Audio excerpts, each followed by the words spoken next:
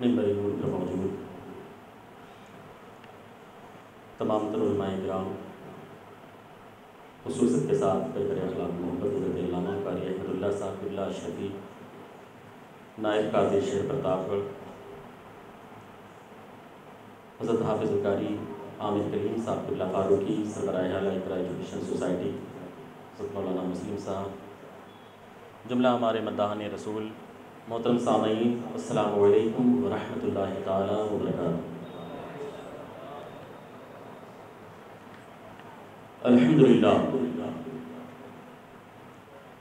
अल्हम्दुलिल्लाह नहमदुहु व नस्तईनुहु व नस्तगफिरुहु व नु'मिनु बिही व नतवक्कलु अलैहि व नऊज़ु बिल्लाहि मिन शुरूरि अनफुसिना व मिन सय्यिआति अमालिना मन यहदिहिल्लाहु फला मुदिल्ल लहु व मन युद्लिलहु फला हादिय लहु व नशहदु अल्ला इलाहा इल्लल्लाह व नशहदु अन्ना मुहम्मदन अब्दुहु व रसूलुहु।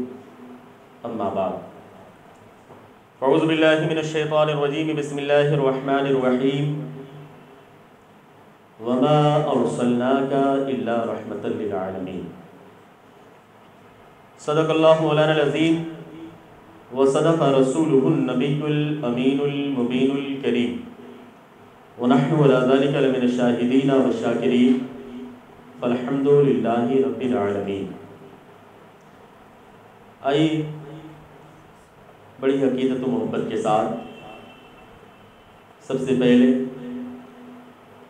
अल्लाह के हबीब, दोनों आलम के तबीब हुज़ूर अकरम नूर मुजस्सम सैयद आलम सल्लल्लाहु तआला अलैहि वसल्लम की बारगाहे मुक़द्दसो मुतहहरो मुनव्वरो मुअज़्ज़म में दुरूद शरीफ का नजराना बांदाज़े गुलामाना पेश करें। पढ़े बाबा से बुलंद अल्लाहुम्मा सल्लि अला सैयदना व नबीना व हबीबना व मौलाना मुहम्मद व बारिक वसल्लिम सल्लु अलैहि सलातु व सलामन अलैका या रसूलल्लाह सल्लल्लाहु तआला अलैहि वसल्लम।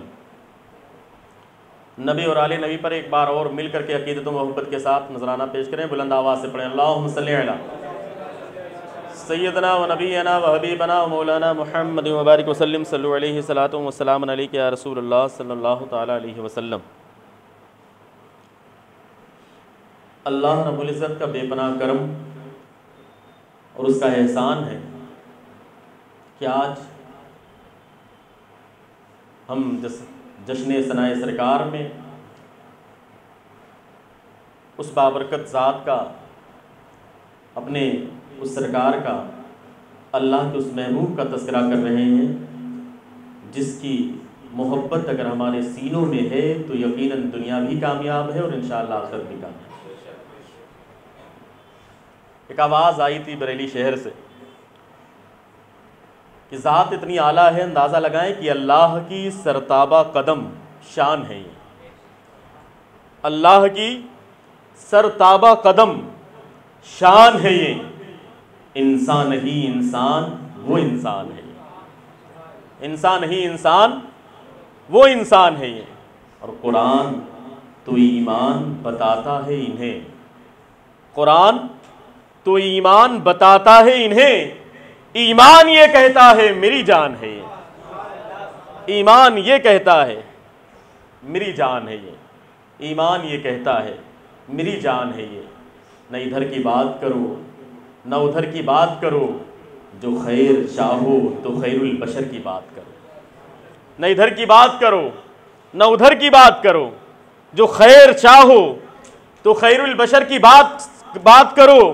और समझ सके ना जो असरारे अय्युकुम मिसली, समझ सके ना जो असरारे अय्युकुम मिसली, अरे वो कम नजर है किसी दीदावर की बात करो, वो कम नजर है, वो कम नजर है किसी दीदावर की बात करो। हजर के रूप में, हजर के रूप में याकूत को हजर न कहो, हजर के रूप में याकूत को हजर न कहो, बशर के भेस में लाकल बशर की बात करो, बशर के भेस में लाकल बशर की बात करो। न इधर की बात करो न उधर की बात करो, जो खैर चाहो तो खैरुल बशर की बात करो। हज़रात गिरामी, मैंने इस आयत करीमा की तिलावत से आपको और अपने आप को मुशर्रफ किया रब्बे कायनात ने कुरान मुकद्दस में आयत करीमा नाजिल फरमाई, जिसका सीधा साधा तर्जुमा है कि ए महबूब, हमने आपको सारी कायनात के लिए, सारे आलम के लिए रहमत बनाकर भेजा। सारे आलम के लिए रहमत बनाकर भेजा। महबूब को भेजा किस लिए है? सारे आलम के लिए रहमत बनाकर भेजा।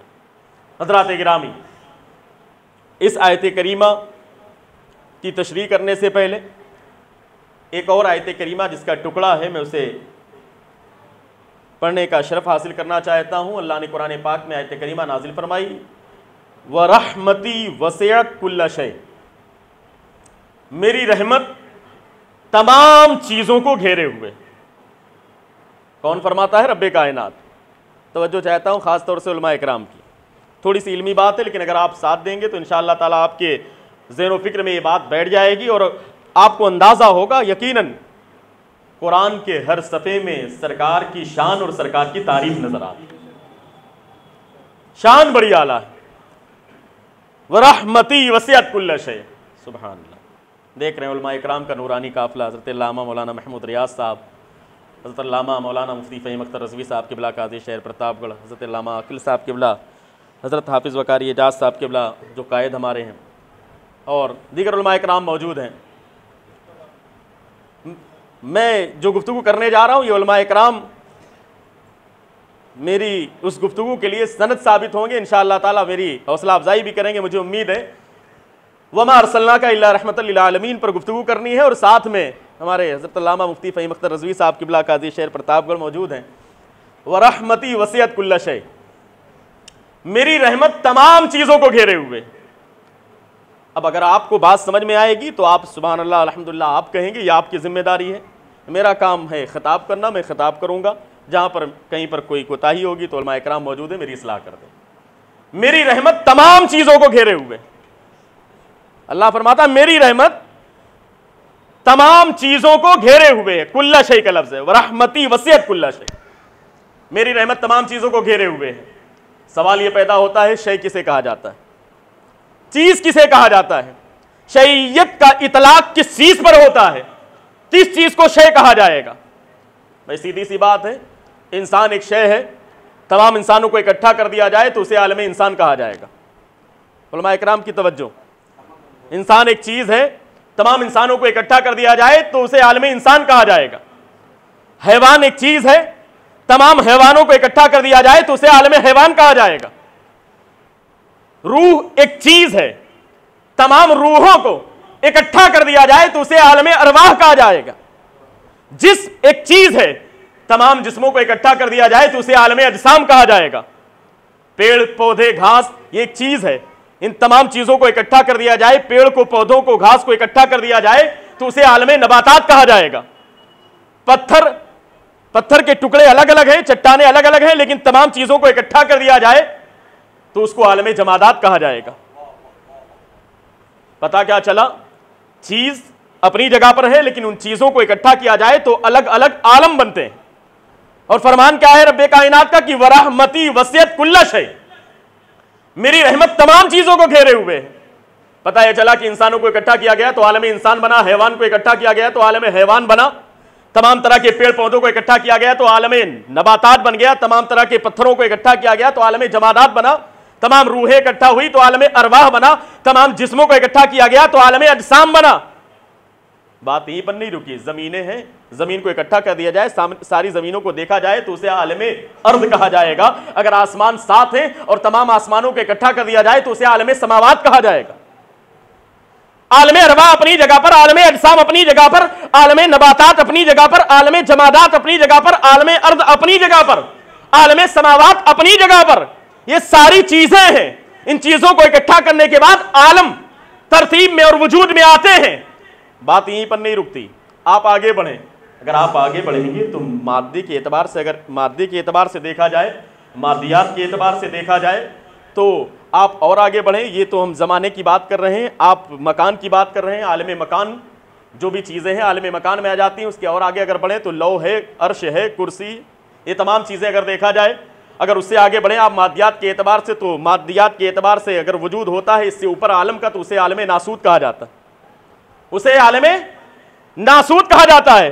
उससे मावरा, उससे ऊपर जाएंगे तो उसे आलम जबरूत कहा जाएगा, उससे आगे जाएंगे तो आलम मलकूत कहा जाएगा, और जहां तमाम चीजें खत्म हो जाए तो उसे आलम लाहूत कहा जाता है।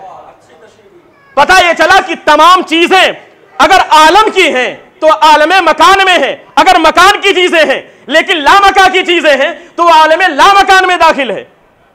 पता यह चला कि इंसान एक चीज है, तमाम इंसान को इकट्ठा किया गया तो आलम इंसान बना। हैवान एक चीज है, तमाम हैवान को इकट्ठा किया गया तो आलम हैवानात बना। तमाम पेड़ पौधों को इकट्ठा किया गया तो आलम नबातात बना। तमाम तरह के पत्थरों को इकट्ठा किया गया तो आलम जमादात बना। तमाम रूहों को इकट्ठा किया गया तो आलम अरवा बना। तमाम जिस्मों को इकट्ठा किया गया तो आलम अजसाम बना। इसी तरीके से जमीनों को इकट्ठा किया गया तो आलम अर्द बन गया। आसमानों को इकट्ठा किया गया तो आलम समावात बन गया। इसी तरीके से आगे बढ़ते चले जाएं, लौ है, अर्श है, कुर्सी है, आलम मकान है, आलम लामकान है, मादियात के एतबार से आलम नासूत है। फिर आलम नासूत के ऊपर जाएं तो आलम जबरूत है, आलम मलकूत है, उससे मावरा अगर चले जाएं तो आलम लाहूत है। ये तमाम चीजें हैं, इस पर शरीयत का इतलाक होता है। पता क्या चला, दुनिया में जितनी चीजें हैं सब पर शरीयत का इतलाक होता है, शय का इतलाक होता है। और अल्लाह का फरमान क्या है कि मेरी रहमत तमाम चीजों को घेरे हुए। इस तरीके से यह आलम है, और अल्लाह ने जिस जिस एतबार से तरतीब दिया है, इस तरीके से ना जाने कितने आलम अल्लाह ने बना दी, ना जाने कितने आलम। अल्लाह उसके रसूल ही बेहतर जानते हैं कि कितने आलम अल्लाह ने बनाया। आलम बनते चले गए, सिर्फ 100 में नहीं, 1000 में नहीं, लाख में चले गए हों। कितने गए अल्लाह जाने, अल्लाह के रसूल जाने, ना जाने कितने आलम बने। हम तो अपने एतबार से जो हमारी इल्म के मुताबिक 18,000 आलम कहते हैं, लेकिन ना जाने कितने आलम है, ये अल्लाह ही बेहतर जानता। अल्लाह के रसूल बेहतर जानते हैं कि कितने आलम हैं। ये तमाम आलम है, और अल्लाह फरमाता है वरहमती वसियत कुल्ला शै, मेरी रहमत तमाम चीजों को घेरे हुए है। और जितने भी आलम है ये चीज में आते हैं, इस पर शरीयत का इतलाक होता है। दुनिया में जो कुछ भी है, जो भी चीज है, जिस भी आलम की है, उस पर शय का इतलाक होता है। और अल्लाह ने फरमाया कि मेरी रहमत तमाम चीजों को घेरे हुए है। मेरे मौला, आखिर पता कैसे चले कि वो रहमत से मुराद है क्या जो तमाम चीजों को घेरे हुए। तवज्जो चाहता हूं अहले इल्म हज़रात की कि आखिर पता कैसे चले। आलम में सब है, आलम समावात भी है, आलम अर्द भी है, आलम हैवानात भी है, आलम जमादात भी है, आलम अजसाम भी है, आलम अरवा भी है, सारे आलम हैं। लेकिन वो तेरी रहमत कौन सी है जो तमाम आलम को घेरे हुए है, तमाम चीजों को घेरे हुए है। जब ये सवाल किया गया, आलम तसव्वुर में जवाब मिला, वमा अरसलनाका इल्ला रहमतल लिल आलमीन, ऐ महबूब हमने आपको सारी कायनात के लिए रहमत बनाकर भेजा।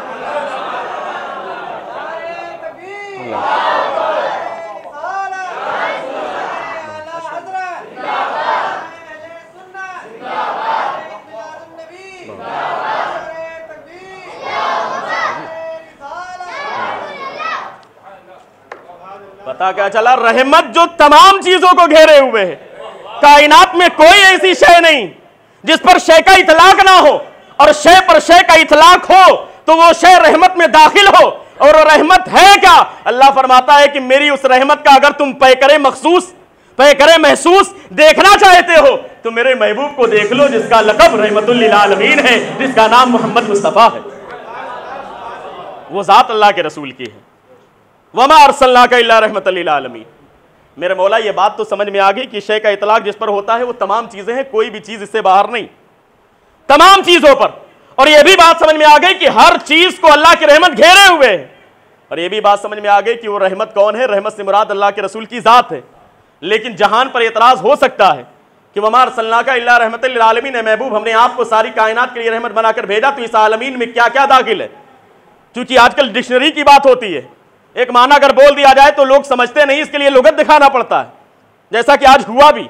तो कहने का मतलब है कि आलमीन वर्ड, होल वर्ड, पूरा आलम आप देखें डिक्शनरी के एतबार से उसका माना आलम आएगा, उसका माना दुनिया आपको मिलेगा, उसका माना विश्व मिल जाएगा, आपको होल वर्ड मिल जाएगा। तमाम तरह के मानी आते हैं, हकीकत के एतबार से भी होता है, मजाज के भी एतबार से होता है। अगर मौजू लहू पर दलालत हो तो हकीकत है, अगर उसके अलावा पर दलालत हो, हकीकत मुराद नहीं ले सकते तो सीधी सी बात है मजाज मुराद लिया जाएगा। कहने का मतलब यह है कि यह बात तो समझ में आई कि रहमत तमाम आलम को घेरे हुए है, लेकिन यह कैसे पता चले कि सारे आलम को यह रहमत घेरे हुए है, और वो सारे आलम को जो घेरे हुए है वो सारे आलम आलमीन में दाखिल है।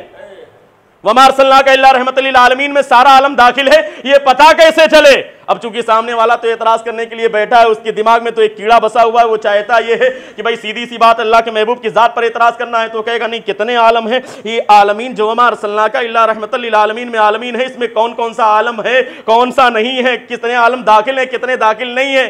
हमने कहा भाई वमा अरसलनाका इल्ला रहमतल लिल आलमीन, अल्लाह फरमाता है महबूब हमने आपको सारे आलम के लिए रहमत बनाकर भेजा, इसमें सारे आलम। उसने कहा नहीं कितने हैं कैसे हैं? मैंने कहा भाई डिक्शनरी के एतबार से वर्ड माना है, आलम माना है, दुनिया माना है, तमाम तरह के मानी आपको मिल जाएंगे। उसने कहा नहीं सारे आलम के लिए कैसे हो सकता है, कितने आलम के लिए पता नहीं चलता है। मैंने कहा भाई मत करो तर्जुमा वमा अरसलनाका इल्ला रहमतल लिल आलमीन का, अब हम तो तर्जुमा करेंगे नहीं, हम आपसे कहते हैं कि आप तर्जुमा कीजिए, लेकिन पहले कुरान उठाइए तो सूरह फातिहा पढ़िए। तर्जुमा आपको करना है लेकिन पहले सूरह फातिहा से स्टार्ट करें, इसलिए कि कुरान की इब्तिदा सूरह फातिहा से। तो पहली आयत अल्हम्दुलिल्लाहि रब्बिल आलमीन, अल्हम्दुलिल्लाहि रब्बिल आलमीन। जब रब्बे कायनात खुद अपना तारुफ करवाता है तो इरशाद फरमाता है अल्हम्दुलिल्लाहि रब्बिल आलमीन। कायनात की तमाम तारीफें, सारी की सारी तारीफें उस अल्लाह के लिए जो आलमीन का परवरदिगार है, जो आलमीन का रब है, जो दुनिया का रब है, जो दुनिया का पालने वाला है। अल्हम्दुलिल्लाहि रब्बिल आलमीन, आलमीन का रब कौन है? अल्लाह है। तो एक तरफ अल्लाह ने फरमाया अल्हम्दुलिल्लाहि रब्बिल आलमीन, अब आगे चलें चलते रहें तर्जुमा करते रहें तो आप पहुंच जाएंगे वमा अरसलनाका इल्ला रहमतल लिल आलमीन। तो एक तरफ तो अल्हम्दुलिल्लाहि रब्बिल आलमीन, दूसरी तरफ वमा अरसलनाका इल्ला रहमतल लिल आलमीन। तो दोनों तरफ आलमीन है, एक तरफ रब्बुल आलमीन, दूसरी तरफ रहमतुल लिल आलमीन। एक तरफ रब्बुल आलमीन, दूसरी तरफ रहमतुल लिल आलमीन। पता चल गया कि जिस चीज का रब अल्लाह है उस चीज के लिए रहमत प्यारे आका की जात है। कायनात में जिस चीज का रब अल्लाह है, वो कोई भी आलम हो, कोई भी चीज हो, जिस शय का रब अल्लाह है उस चीज के लिए रहमत अल्लाह के रसूल की जात है। क्योंकि एक तरफ अल्हम्दुलिल्लाहि रब्बिल आलमीन, दूसरी तरफ वमा अरसलनाका इल्ला रहमतल लिल आलमीन। तो तर्जुमा उन्हीं से करवाया जाएगा। अब वो तर्जुमा करेंगे तो जो तर्जुमा अल्हम्दुलिल्लाहि रब्बिल आलमीन में आलमीन का तर्जुमा करेंगे, जो तर्जुमा वो सूरह फातिहा में अल्हम्दुलिल्लाहि रब्बिल आलमीन का करेंगे मुखालिफिन, वही तर्जुमा वमा अरसलनाका इल्ला रहमतल लिल आलमीन में आलमीन का हम करेंगे। हमको लड़ने की जरूरत ही नहीं, जो तर्जुमा आप वहां करके आओगे वही तर्जुमा हम यहाँ पे रिपीट कर देंगे। हम तो बहस भी नहीं करेंगे, हमारा जो दावा है वो दावा आप ही के तर्जुमे से बाकायदा दलील की सूरत में साबित हो जाएगा, हमें तो जरूरत ही नहीं है। हजरात गिरामी, अल्लाह रब्बुल इज्जत का बेपनाह करम और उसका एहसान है कि उस जात का हम आज तज़किरा करने के लिए बैठे हुए। अब बात क्या समझ में आई कि अल्लाह के रसूल की जात सारी कायनात के लिए रहमत है, सारी कायनात के लिए। कहने वाले ने कहा वो हर आलम की रहमत है। ये तो हमारी किस्मत की बुलंदी है, हमको किसी चीज पर नाज नहीं, याद रखिएगा, ना अपनी नमाज पर, ना रोजे पर, ना हज पर, ना ज़कात पर, ना नेकियों पर नहीं, न ताज पर, न तकवा पर, न ज़ुहदो इत्तका पर है। हमारा नाज जो कुछ है मोहम्मद मुस्तफ़ा पर, और किसी चीज पर नाज नहीं। सिर्फ नाज है तो अल्लाह के रसूल की निस्बत पर नाज है। पता क्या चला कि वो रहमतुल लिल आलमीन है, उनका लक़ब रहमतुल लिल आलमीन है, वो सारे आलम के लिए रहमत है। अब ये बात तो समझ में आ गई कि जिस चीज का रब अल्लाह है उस चीज के लिए रहमत अल्लाह के रसूल की जात है। लेकिन हज़रात गिरामी तवज्जो के साथ आप सुने, लोग कहते हैं कि सबसे पहले अल्लाह ने किसे बनाया, तो ये तो खुद अल्लाह के रसूल ने बयान फरमा दिया कि सबसे पहले अल्लाह के रसूल ने जिस चीज को बनाया वो मेरा नूर है। सबसे पहले अल्लाह ने मेरा नूर बनाया है। लेकिन एतराज होता है, अल्लाह का मामला क्या है? जब अल्लाह किसी चीज की तख्लीक का इरादा फरमाता है, इन्नमा अमरुहु इदा अरादा शैअन अन यकूल लहू कुन फयकून। जब अल्लाह किसी चीज का इरादा फरमाता है कुन हो जा, वो चीज हो जाती है। फरमाता है कुन हो जा, वो चीज हो जाती है। पता क्या चला कि अल्लाह जब किसी चीज को तख्लीक का इरादा फरमाता है तो फरमाता है कुन हो जा, वो चीज हो जाती है। लेकिन सीधी सी बात है, अब अल्लाह के रसूल की जात चूंकि रहमत है सब के लिए, तो पता ये चला कि कोई भी चीज दुनिया में होगी तो वो मोहताज होगी अल्लाह के रसूल की रहमत की। दुनिया में कोई चीज उसका वजूद हो ही नहीं सकता जब तक कि उसके लिए सबब और वजह अल्लाह के रसूल की जात ना बने। भाई सीधी सी बात है, लौलाका लमा खलक़तुल अफ़लाका वल अर्दीन है महबूब, अगर आपको पैदा करना मकसूद ना होता तो आसमानों जमीन को भी मैं ना बनाता। तो पता क्या चला, हर चीज की तख्लीक में, कायनात की हर शय की तख्लीक में अगर कोई वजह है, कोई सबब है, इल्लत है, तो वो अल्लाह के रसूल की जात है, वो रहमत है। लेकिन सवाल यह पैदा होता है कि जब अल्लाह किसी चीज को बनाने का इरादा फरमाता है तो फरमाता है कुन हो जा, वो चीज हो जाती है।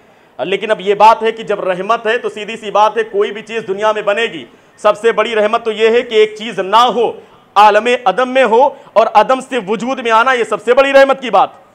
कोई चीज ना हो और हो जाए, यह सबसे बड़ी रहमत है। फिर परवान चढ़े, जैसे कि कोई था ही नहीं, इंसान नहीं था लेकिन इंसान बना, यह सबसे बड़ी रहमत। फिर इंसान परवान चढ़ता गया, यह अलग रहमत है। लेकिन अदम से वजूद में आना, किसी चीज का ना होना, और वो चीज है भी नहीं, फिर उसके बाद हो गई, सबसे बड़ी रहमत तो यही है।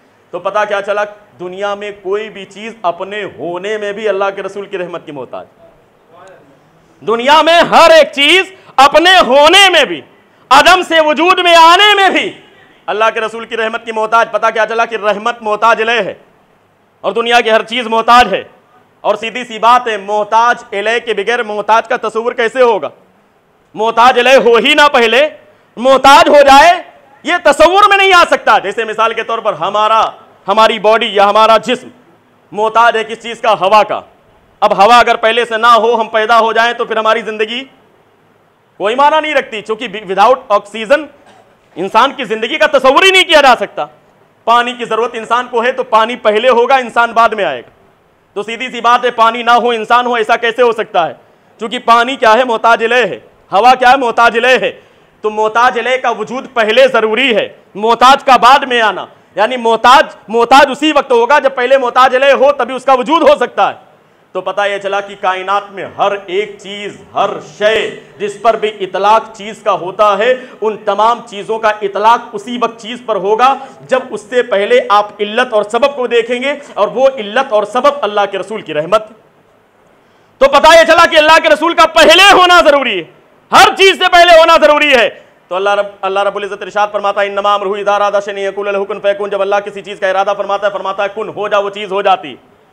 लेकिन जब फरमाता है कुन हो जा, तब वो चीज होती है। लेकिन इस कुन के, यानी उस चीज के होने से पहले भी अल्लाह के रसूल का होना जरूरी, उसकी रहमत का होना जरूरी। चूंकि मोहताज इलैह, अगर मोहताज से पहले ना हो तो ऐसा हो ही नहीं सकता। हवा की जरूरत इंसान को है, तो हवा पहले, इंसान बाद में। पानी का वजूद पहले जरूरी है, इसलिए कि इंसान मोहताज है पानी का, तो पानी पहले, इंसान बाद में। तो सीधी सी बात है, दुनिया की हर शय मोहताज है अल्लाह के रसूल की रहमत की। तो अल्लाह के रसूल का पहले होना जरूरी है, उसकी रहमत का पहले होना जरूरी है, तभी कोई भी चीज वजूद में आ सकती है। और अल्लाह जब किसी चीज का इरादा फरमाता है, इन्नमा अमरुहु इज़ा अरादा शैअन, जब किसी चीज का इरादा फरमाता है तो चीज होगी। जब किसी चीज का इरादा फरमाता है कुन हो जा, वो चीज हो जाती है। पता यह चला कि चीज से पहले भी अल्लाह के रसूल का होना जरूरी। एतराज होगा कि चीज से पहले, जब अल्लाह किसी चीज का इरादा फरमाता है कुन, तब तो वो चीज होती है। लेकिन चीज से पहले भी, चूंकि चीज मोहताज है, मोहताज अल्लाह के रसूल की जात है, तो अल्लाह के रसूल की जात का पहले होना जरूरी। तो कहते हैं कुछ तो है ही नहीं, इन्नमा अमरुहु इज़ा अरादा, उसका हुक्म तो ये है, उसका मामला तो ये कि जब किसी चीज का इरादा फरमाता है तो फरमाता है हो जा, तो वो चीज हो जाती है। ये कैसे कन्फर्म हो कि उससे पहले अल्लाह के रसूल की रहमत है, जात है, तभी तो मोहताज बनेगा। आने वाली चीजें मोहताज उस वक्त होंगी जब जात पहले होगी, मोहताज इलैह पहले। कहने वाले ने कहा बात समझा नहीं तुमने। इन्नमा अमरुहु, उसका मामला यह है, उसका हुक्म यह है, इज़ा अरादा, जब वो किसी चीज का इरादा फरमाता है, जब किसी चीज का इरादा फरमाता है। पता यह चला कि चीज से पहले भी, चीज से पहले कोई चीज दुनिया में नहीं, लेकिन उस चीज से पहले भी रब की रहमत, यानी उस चीज से पहले भी रब का इरादा मौजूद है। उस चीज से पहले क्या है? रब का इरादा है। और ये इरादा क्या है? चाहना। इरादा युरीदु, चाहत। और वो चाहत क्या है? यही चाहत अल्लाह के रसूल की हकीकत है। यही चाहत अल्लाह के रसूल की हकीकत है। यही चाहत अल्लाह के रसूल की हकीकत है। इसलिए कि उसका मामला यह है कि इन्नमा अमरुहु इज़ा अरादा शैअन, इन्नमा अमरुहु इज़ा अरादा शैअन यक़ूल लहु कुन फयकून। पता यह चला कि चीज से पहले भी रब की चाहत है, चीज से पहले भी रब की चाहत है, चीज से पहले भी रब की चाहत है। और वो चाहत क्या है? उसी चाहत का नाम हकीकत मोहम्मदिया। वही चाहत जो अल्लाह चाहता है। तो शय से पहले दुनिया में कोई चीज नहीं, लेकिन उस चीज से पहले भी रब का इरादा मौजूद है। और जो रब का इरादा है वही रब की चाहत है, और जो रब की चाहत है वही हकीकत मोहम्मदिया। सबसे पहले रब की रहमत, सबसे पहले रब का इरादा, और रब का इरादा, रब के रहमत कोई और चीज नहीं बल्कि अल्लाह के रसूल की जात। सबसे पहले अल्लामा इकबाल ने कहा लौह भी तू कलम भी तू, तेरा वजूद अल किताब, गुंबद आब की नारंग, तेरे वजूद में हुबाब। अल्लाह के रसूल की ज़ात बड़ी आला है, शान बड़ी आला है। हज़रात गिरामी, हम अल्लाह के रसूल की रहमत की बात कर रहे हैं। अल्लाह के रसूल रहमत हैं, कायनात के लिए रहमत है। और रहमत किस एतबार से है कि अल्लाह के रसूल की आमद हुई, खाने काबा में 360 बुत थे, सब के सब जमीन पर आए, सब के सब जमीन पर आ गए। ये तो अल्लाह के रसूल रहमत इस तौर पर बनकर के आए कि जिस साल अल्लाह के रसूल दुनिया में तशरीफ लाए, इससे पहले मामला ये था कि बेटियों को लेकर के लोग परेशान हो जाते थे, बेटियों को जिंदा जमीन में दफन कर देते थे। लेकिन कुर्बान जाइए, अल्लाह के रसूल की रहमत ही तो है कि अल्लाह ने अपने महबूब की आमद की खुशी में उस साल हर घर में बेटा ही अता किया। उस साल जो भी पैदा हुए बेटे ही पैदा हुए, बेटी नहीं पैदा हुई, इसलिए कि मेरा महबूब आया, सब खुश हो जाए। लड़की आने से टेंशन है, टेंशन भी खत्म हो जाए। अल्लाह के रसूल रहमत बनकर के आ रहे। अल्लाह के रसूल की शान ये है कि बच्चे पैदा होते हैं तो तकलीफ भी होती है, बच्चे पैदा होते हैं तो पैदा होने के बाद खतना करवाया जाता है, बच्चे पैदा होते हैं तो उनकी पैदा होने के बाद नाव काटी जाती है। लेकिन कुर्बान जाइए, वो सरकार है, उनकी शान आला है। पैदा हुए तो नाव बुरीदा पैदा हुए, पैदा हुए तो मखदून पैदा हुए, खतना किए हुए पैदा हुए। हज़रत आमना फरमाती, जो आमतौर से औरतों को तकलीफ होती है, मुझको वो तकलीफ महसूस ही नहीं हुई। यहां तक कि जब जब अल्लाह के रसूल इस दुनिया में आए, तशरीफ लाए, कहती हैं हज़रत आमना फरमाती, खराजा मिन्नी नूर, मेरे अंदर से एक नूर निकला। ये सुभान अल्लाह, मेरे अंदर से एक लाइट निकली। अरे यार, आज अगर अल्लाह के रसूल की आमद के मौके पर हम लाइटिंग कर लें तो कुछ लोगों के पेट में दर्द हो। हज़रत आमना फरमाती, जैसे ही अल्लाह के रसूल तशरीफ लाए, खराजा मिन्नी नूर, मेरे अंदर से नूर निकला। और नूर का आलम यह था कि जब नूर निकला है तो उससे मशरिको मगरिब के माबैन जो कुछ था सब रोशन हो गया। एक रिवायत के मुताबिक मैंने कुसूरे शाम उससे देख लिए, शाम के महल्लात को उसको देख लिया। इसीलिए तो इसकी तर्जुमानी करते हुए खलीफा आला हजरत अल्लामा जमील कादरी इरशाद फरमाते हैं, ए शहंशाह मदीना अस्सलातो वस्सलाम ज़ीनते अर्शे मुअल्ला, अस्सलातो वस्सलाम रोशनी में आमना ने जिनकी देखे मुल्के शाम, वाह वाह क्या चांद निकला, अस्सलातो वस्सलाम, वाह वाह क्या चांद निकला, अस्सलातो वस्सलाम, वो चांद निकला है हजरत आमना के घर में। कुर्बान जाइए, अल्लाह के रसूल की शान है। काबे के अंदर 360 हैं, कितने 360 बूथ हैं काबे के अंदर। इधर अल्लाह के रसूल की आमद हुई, काबा अहबार का बयान है, अब्दुल्लाह इब्न जहश का बयान है कि हम लोग गए, जाकर के देखा तो जो बड़े बड़े थे बुत जो खड़े रहते थे तने होकर के, देखा सब नीचे आ गए। हमने उठाया, खड़ा किया, फिर नीचे आ गए, फिर खड़ा किया, फिर नीचे आ गए, सब ऊपर से नीचे आ रहे हैं। हमने समझ लिया कि इसके पीछे कोई रूहानी ताकत काम कर रही है। यहां तक कि रिवायतों में आता है, आवाज आई थी खाने काबा की दीवार से। जिस वक्त अल्लाह के रसूल की आमद मक्के की सरजमीन पर हुई, काबे के अंदर से अल्लाह ने उसे जो गोयाई अता की थी, उस ज़बाने हाल से खाने काबा ने पढ़ा था, वलिदल मुस्तफल मुख्तार अल्लज़ी तुहलिकु बियदिहिल कुफ्फार व युताहिरु मिन इबादतिल असनाम व यामुरु बिइबादतिल मलिकिल अल्लाम। आज ऐसे मुस्तफ़ा मुख्तार की आमद हो गई है जिनके हाथों से कुफारों को तबाह बर्बाद कर दिया जाए। वो खाने काबा को बुतों से पाक करने वाले होंगे, वो एक अल्लाह की इबादत का हुक्म देने वाले होंगे। ये आवाज कहां से आ रही? खाने काबा से आ रही। तभी तो खाने काबा हजरत आमना के घर की तरफ झुका, और जब झुका तो वो बरेली के इमाम ने कितनी अच्छी उसकी तशरीह कर दी। इसीलिए तो कहा ना, हाजी आओ शहनशाह का रोजा देखो, काबा तो देख चुके, काबे का काबा। लिखने वालों ने लिखा, किसी ने तैयबा कहा, किसी ने मदीना कहा, गुंबदे खजरा कहा, सुनहरी झाली कहा, अपने अपने अंदाज में तशरीह की। लेकिन बरेली के इमाम ने क्या कहा? काबे का काबा। किसी ने यह ताबीर इस्तेमाल नहीं। वो इश्क का इमाम है, वो शेर सुखन का इमाम है, वो अदब का इमाम है। काबे का काबा क्यों? इसलिए कि वो मंजर निगाहों के सामने है। तसव्वुर किया कि वो मंजर कैसा रहा होगा जब आमना के घर में अल्लाह के रसूल आए, काबा की दीवारें झुकी।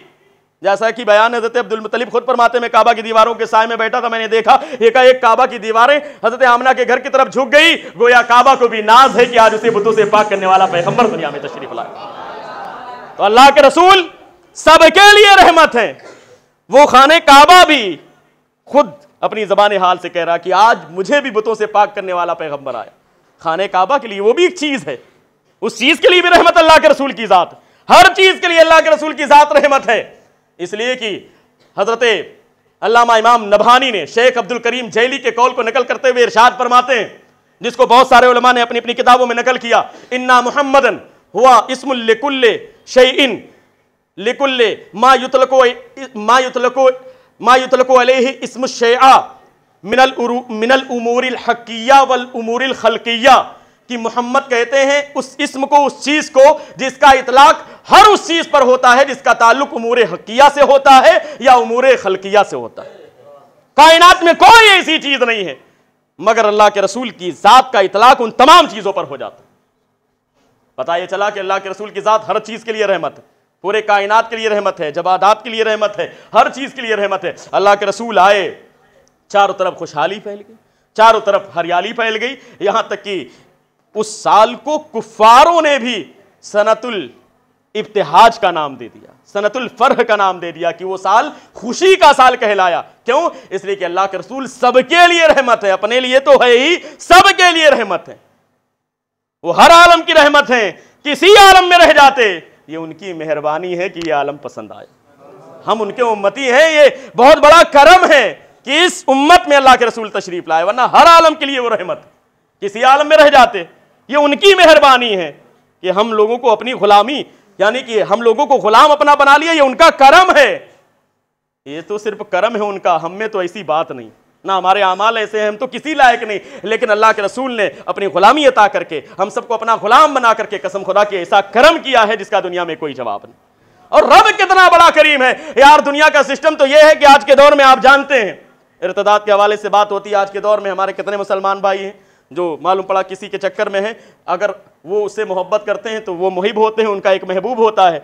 आप साथ में भी रहेंगे लेकिन कोई भी मुहिब अपने महबूब का नाम नहीं बताएगा आपसे, नंबर तो गलती से भी नहीं देगा आप, वरना मालूम पड़ा उसकी चैटिंग खत्म, आपकी चैटिंग शुरू, सेटिंग भी साथ में हो जाएगी, तो नाम भी बताने के लिए तैयार नहीं। ये दुनिया का मामला है, दुनियावी मोहब्बत है, लेकिन कुर्बान जाइए वो करीम रब है अपने बंदों पर। हम गुनहगार हैं, स्याकार हैं, बदकार हैं, लेकिन वो कितना करीम रब है कि उसने हम गुनहगार बंदों को अपना महबूब अता फरमा दिया। सिर्फ नाम नहीं बताया, महबूब ही भेज दिया, हम गुनहगार बंदों को अपना महबूब अता फरमा दिया। उस महबूब की आमद हुई 12वीं शब। हजरात गिरामी, जो आने वाला वक्त होगा, इसीलिए मैं कहता हूं कि रमज़ान अपनी जगह पर अफजल है, रमज़ान में शब कद्र अपनी जगह पर अफजल है, शब बारात अपनी जगह पर अफजल है, शब मेराज अपनी जगह पर अफजल है, सारी रातें अपनी जगह पर है, उनका मकाम मर्तबा अपनी जगह पर है। लेकिन जिस रात में रात जा रही थी, दिन निकल रहा था, उस रात का, जिस रात में अल्लाह के रसूल दुनिया में तशरीफ लाए, रात जा रही है, दिन आ रहा है, अल्लाह का रसूल दुनिया में तशरीफ ला रहा है, कसम खुदा की उस रात का दुनिया में कोई जवाब नहीं, उससे बेहतर दुनिया में कोई रात नहीं है, उस रात से बेहतर दुनिया में कोई रात हो ही नहीं सकती। क्यों? इसलिए कि रमजान में अगर शब कद्र में कुरान मिला है तो इस रात में साहिब कुरान अल्लाह ने अता कर दिया। रमजान में अगर शब कद्र में कुरान नाजिल हुआ है तो सीधी सी बात है, इस रात में अल्लाह ने साहिब कुरान दिया है, और साहिब कुरान ही ना होता तो कुरान कहां से आता? कायनात की कोई चीज नहीं होती। तो जिस चीज की वजह से हमें चीज मिली है, बहरहाल वो चीज ज्यादा अहम होती है, लिहाजा अल्लाह के रसूल की जात सबसे ज्यादा अहम, सबसे ज्यादा आला है, सबसे ज्यादा बेहतर है। बरेली के इमाम ने कहा, सबसे आला वो औला हमारा नबी, सबसे बाला वो आला हमारा नबी। क्या खबर कितने तारे खिले छुप गए, पर न डूबे न डूबा हमारा नबी। और कौन देता है देने को मुंह चाहिए, कौन कौन देता है देने को मुंह चाहिए, देने वाला है सच्चा हमारा नबी। बात देने की आई है, एक बात सुनते चले। जानते हैं एक मरतबा अल्लाह के रसूल माल गनीमत का तकसीम कर रहे थे, तकसीम करते हुए माल खत्म हो गया, उसके बाद घर में भी जो चीजें थी वो भी अल्लाह के रसूल ने तकसीम कर दी। दुनिया में लोग हातिम ताई की मिसाल देते हैं कि 8 दरवाजे से कोई आता है, एक दरवाजे से उसको भी दिया, दूसरे दरवाजे से आया उसको भी दिया। आज के दौर में हमारे यहाँ भी अगर कोई देने वाला होता है तो बड़ा नाम होता है कि फला साहब बहुत ज्यादा पैसा खर्च करते हैं, देने वाले हैं, बड़े दाता हैं। लेकिन कसम खुदा की जिस तरीके से देने का अंदाज, बरेली के इमाम ने जो शेर कहा कि कौन देता है देने को मुंह चाहिए, तो उसकी वजह क्या है? इसलिए कि जिस अंदाज में अल्लाह के रसूल ने दिया है उस अंदाज में देने वाला आज तक कोई पैदा ही नहीं हुआ। सारा माल खत्म हो गया, एक शख्स आया, अल्लाह के रसूल मैं भी आया हूं लेने के। अल्लाह के रसूल फरमाते माल जो बट रहा था वो तो खत्म हो गया। उसने कहा मैं तो लेने के लिए आया हूं। अल्लाह के रसूल फरमाते हैं परेशान ना हो, तुम चले जाओ बाजार में, फला इंसान के दुकान पर जाना और जाकर के मेरे नाम पर बतौर कर्ज जो तुम्हें लेना है ले लेना, मोहम्मद तुम्हारा कर्जा अदा कर देगा। कौन देता है देने को मुंह चाहिए? कौन देता है देने को मुंह चाहिए? यार हो दे दिया जाए, ये अपनी जगह पर है, ना हो कर्ज लेकर के दे दिया जाए इस अंदाज में, मोहम्मद तुम्हारा कर्जा अदा कर देगा, बदला दे देगा। कौन देता है देने को मुंह चाहिए? देने वाला है सच्चा हमारा नबी। अल्लाह के रसूल की आमद हुई है, अल्लाह के रसूल की आमद हुई। हजरत हलीमा सादिया को मौका मिला खिदमत करने का, और मुद्दत रज़ात जब हलीमा सादिया लेकर के गई, वो वाक़या तो आप जानते ही किस तरीके से आपकी सवारी आगे निकलती गई। लोगों ने कहा कि बात नहीं समझ में आती, हलीमा सादिया तुम्हारी सवारी तो बड़ी कमज़ोर थी, बड़ी तेज़ी के साथ स्पीड से सबसे आगे निकल रही है। हलीमा सादिया ने मुस्कुरा कर कहा था सवारी तो बदली नहीं, सवार बदल गया। सवारी तो नहीं बदली, सवार बदला। जमाना ये समझ रहा था कि अल्लाह के रसूल हैं, अब्दुल्ला के बेटे हैं, ये जा रहे हैं, हलीमा सादिया इनको पालेंगी। ये नहीं पता था हलीमा सादिया परेशान थी। हलीमा सादिया ने अल्लाह के रसूल को नहीं पाला, बल्कि हकीकत तो यह है कि हलीमा सादिया के घर की हालत बड़ी खस्ता थी। हलीमा सादिया को पालने के लिए अल्लाह ने अपने महबूब को हलीमा सादिया के घर में भेज दिया था। हकीकत तो यह है कि हलीमा सादिया को मेरे सरकार ने पाला है। हलीमा सादिया के घर में अल्लाह के रसूल हैं। अब तो बड़ा बरकत वाला बच्चा लेकर के आई ना हलीमा सादिया, जिसको देखो वही आ रहा है, बड़ा बरकत वाला बच्चा लेकर के आई है। लेकिन हलीमा सादिया बात नहीं समझ में आती। पहले तो तेरी हालत इतनी खस्ता थी कि रातों में तेरे यहाँ चिराग जलाने के लिए तेल नहीं था। हम लोग भी तेल जलाते लेकिन रात के सोने के वक्त बंद कर देते। लेकिन हम लोग देख रहे हैं कि कई दिन से तेरे यहां पूरी रात चिराग जलता रहता है, पूरी रात रोशनी रहती है। बात नहीं समझ में आती।